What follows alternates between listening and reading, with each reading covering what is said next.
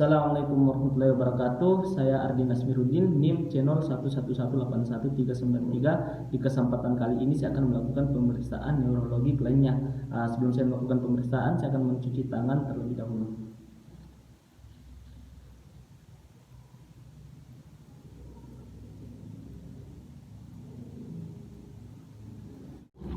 Baik, untuk pemeriksaan neurologi lainnya, yang pertama itu pemeriksaan tanda rangsang mening. Yang pertama ini adalah pemeriksaan kaku duduk. Jadi di mana probandusnya sudah ada di depan, di mana dokter akan berada di sebelah kanan pasien. Kemudian tangan kiri dari dokter akan berada di bawah kepala dari pasien dan tangan kanannya akan berada di atas dada. Kemudian meminta pasien di sini dokter harus melakukan rotasi dan juga lakukan fleksi. Jadi fleksinya ini harus dagu dari penderita harus sampai ke dada dari penderita. Baik, jadi untuk interpretasinya di mana dalam keadaan normal kaku duduk itu negatif. Kaku duduk dinyatakan positif apabila terdapat tahanan atau dagu tidak dapat menyentuh dada. Kemudian menismus jika terdapat tahanan pada kepala jika difleksikan atau dirotasikan. Pemeriksaan kedua yaitu pemeriksaan klinik sign. Jadi di mana pasien sudah ada di depan saya, kemudian saya sebagai dokter harus berada di sebelah kanan dari pasien. Di mana yang pertama kita lakukan adalah mengfleksikan kita akan fleksikan dari paha dari pasien. Kita fleksikan ini sampai 90 derajat. Kemudian kita aduksikan bagian ekstremitas bawah dari pasien atau kaki dari pasien sampai 130 derajat.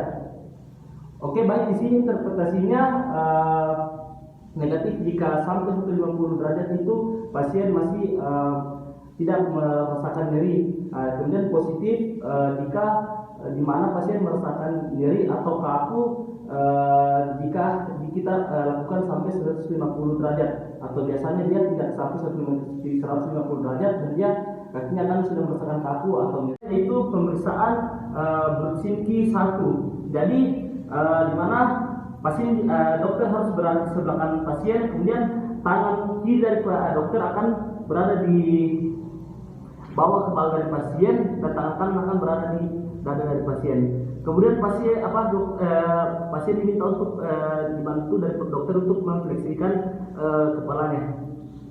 Jadi dagu dari pasien itu harus menyentuh dari dada dari pasien. Kita lakukan secara cepat. Oke, baik, di sini interpretasinya jika negatif jika ketika tadi sudah difleksikan maka lutut dari pasien itu tidak terjadi involunter. Sebaliknya jika positif itu maka terjadi involunter di lutut ketika tadi dagunya difleksikan. Baik, untuk kedua yaitu pemeriksaan Brudzinski 2, di mana di sini sendi lutut dari pasien akan difleksikan. Jadi difleksikan secara cepat. Ini kita harus fleksikan, semua pemeriksaan harus difleksikan kedua dari sendinya. Baik, di sini harus interpretasinya itu di mana positif terjadi jika fleksi ada pada saat fleksi itu ada involunter pada sendi punggul dan lutut. Dan sebaliknya negatif jika tidak ada involunter pada sendi dan juga lutut. Baik, jadi untuk pemeriksaan Brudzinski 3 di mana kita lakukan pemeriksaan pada os zygomatikus. Kita lakukan penekanan pada os zygomatikus di dextra dan juga di sinistra.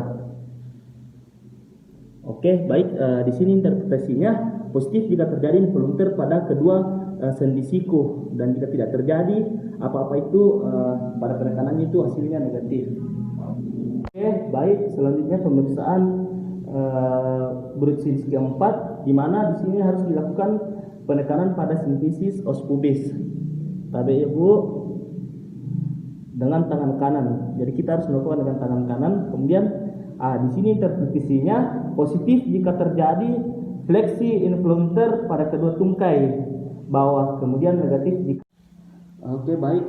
Keterampilan selanjutnya itu rangsangan fontanel atau kepala. Jadi yang pertama itu kita lakukan inspeksi bagian kepala. Di sini kita harus lakukan penilaian maulase atau tulang tengkorak yang saling menumpuk pada saat lahir. Kemudian kita lihat apakah bentuknya simetris atau asimetris. Kemudian kita nilai ada tidaknya edema pada kepala. Kemudian ada tidaknya sehamimato yang terjadi sesaat setelah lahir dan tidak tampak pada hari pertama karena ditutupi oleh kaput. Kemudian di sini kita nilai ada tidaknya perdarahan yang terjadi akibat pecahnya vena karena jaringan sinus dalam tengkorak.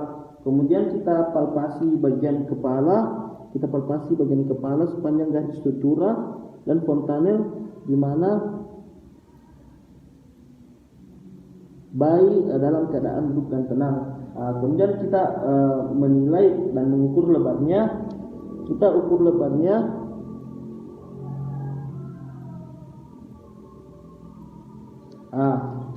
fontanel. Jadi interpretasinya fontanel normal adalah berbentuk datar dan sedikit cekung dan juga berdenyut. Kemudian fontanel segi empat itu berbentuk fontanel bagian anterior itu berbentuk segi empat. Kemudian fontanel bagian posterior itu berbentuk segitiga dan diameternya 1,25 cm. Kemudian sutura berjarak lebar mengindikasikan baik rem. Kemudian sutura dan fontanel yang terlalu cepat menutup sebelum masanya itu dinamakan kraniosinostosis. Kemudian di sini pemeriksa menilai penonjolan atau cekungan bagian fontanel. Yang menonjol itu akan mengindikasikan tekanan intrakranial, bisa juga meningitis dan juga hidrosefalus. Kemudian fontanel yang cekung menunjukkan keadaan dehidrasi. Juga fontanel anterior umumnya menutup pada saat bayi berumur 6 sampai 8 minggu. Kemudian fontanel posterior itu umumnya tertutup pada usia 18 bulan. Baik, selanjutnya itu pemeriksaan keterampilan sindroma jebakan. Jadi yang pertama itu pemeriksaan nervus medianus. Di nervus medianus ini juga terdapat 3 pemeriksaan. Yang pertama itu pemeriksaan Tinel test. Jadi pemeriksaan ini dilakukan penekanan pada ligamentum carpi transversum. Jadi kita lakukan penekanan pada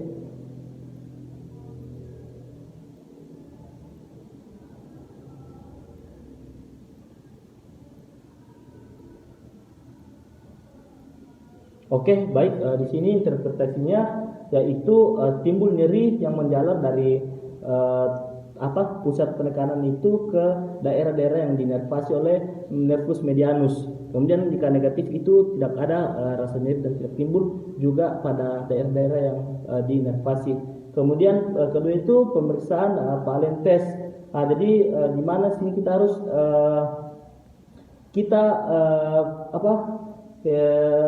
hiperfleksikan kedua punggung tangan atau pada dorsum manus tadi.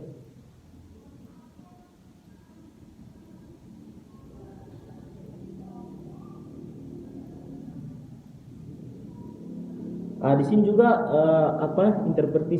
interpretasinya positif jika timbul nyeri. Kemudian pemeriksaan ketiga itu pemeriksaan sensibilitas. Jadi pasien diminta untuk menutup mata, tutup matanya dulu kemudian lakukan sensibilitas jari-jari tengah dari jari 1 sampai 4 1/2 dari keempat.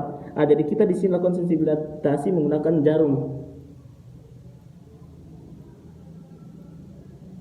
Tutup matanya dulu Oke, baik. Di sini interpretasinya positif jika terdapat gangguan hipersensibilitasi dan negatif jika tidak ada gangguan. Oke, baik. Pemeriksaan selanjutnya itu pemeriksaan nervus ulnaris. Di sini juga yang pertama pemeriksaan Tinel test, di mana pada sulcus medianus posterior kita lakukan penekanan. Jadi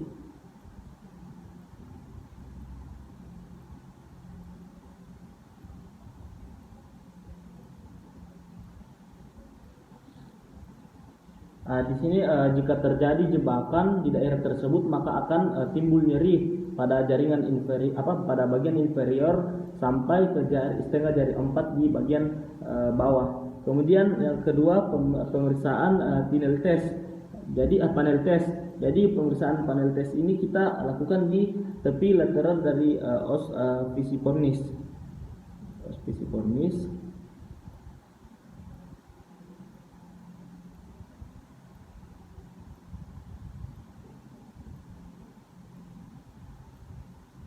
Baik, di sini interpretasinya jika terjadi jebakan pada daerah Riens atau Riens kanal itu maka adanya nyeri yang menjalar dari tempat penekanan hingga jari 4 atau 5. Kemudian yang terakhir ini adalah pemeriksaan sensibilitas.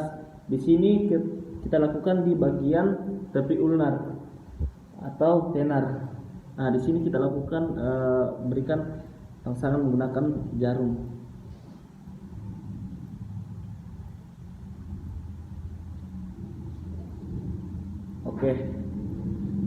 Oke, baik. Yang selanjutnya itu pemeriksaan nervus radialis. Kita di sini juga kita lakukan sensitivitas kulit di bagian bawah, posterior, dan kulit dorsum manus. Kita lakukan menggunakan jarum.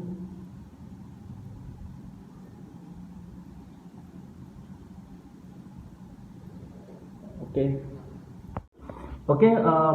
Yang terakhir adalah pemeriksaan nervus sciaticus, di mana yang pertama itu pemeriksaan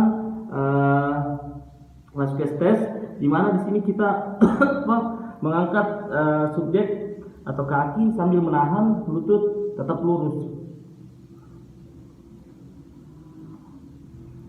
Baik, di sini interpretasinya positif jika ada nyeri sesuai inervasi nervus sciaticus. Kemudian yang kedua yaitu pemeriksaan fisik khusus nyeri punggung bawah. Jadi di sini kita menggunakan pemeriksaan tes Patrick. Jadi di sini kita lakukan letakkan kaki pada malleolus interna dan lakukan penekanan pada lutut yang difleksikan. Kemudian di sini interpretasinya yaitu positif jika timbul nyeri pada lutut.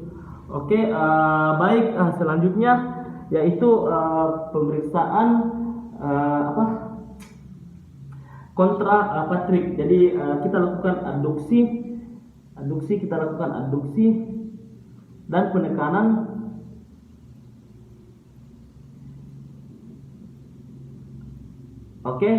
Baik, di sini interpretasinya positif jika timbul rasa nyeri di garis secara menjalar. Baik, terakhir adalah pemeriksaan tanda Kofostek, di mana yang pertama kita mengidentifikasi dari wajah pasien titik yang akan kita lakukan ketukan. Jadi biasanya kita lakukan ketukan di bagian processus zygomaticus os temporal, kemudian pertengahan dari arcus zygomaticum dan mulut. Jadi di sini kita lakukan ketukan di titik tersebut. Respon yang didapat berupa kedutan atau tarikan minimal pada saat pada sudut bibir atas atau sudut mulut. Kemudian maksimalnya itu ada kontraksi daerah frontal wajah. Terima kasih, itulah tadi pemeriksaannya. Kemudian saya akan kembali mencuci tangan.